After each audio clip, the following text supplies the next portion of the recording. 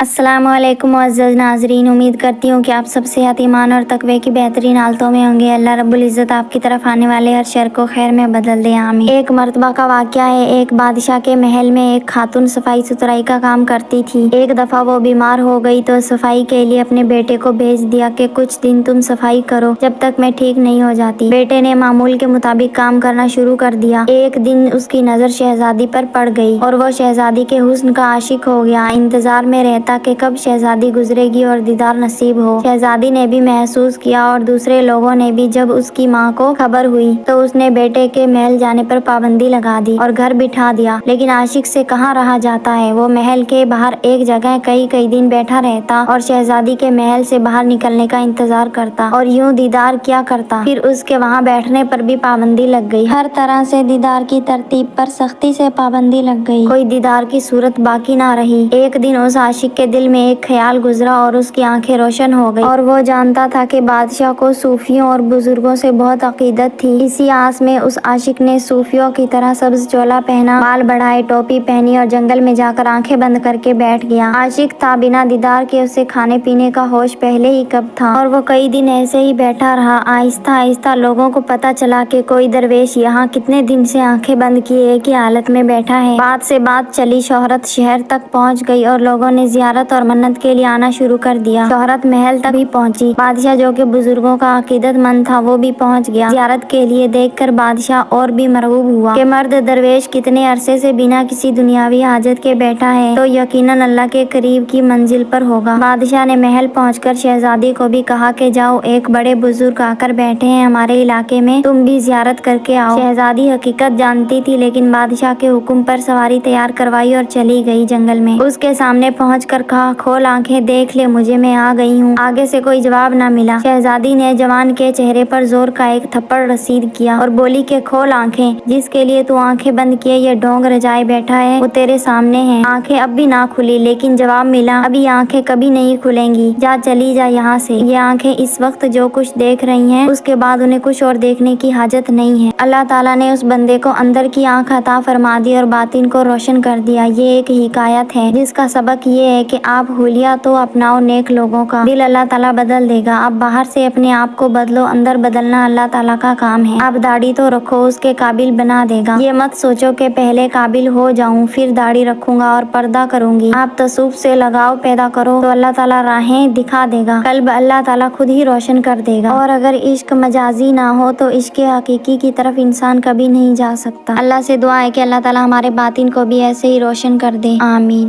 ناظرین، اگر ویڈیو پسند آئی ہو تو ویڈیو کو لائک کر کے چینل کو سبسکرائب کر دیں۔ جزاک اللہ خیرا کثیرا۔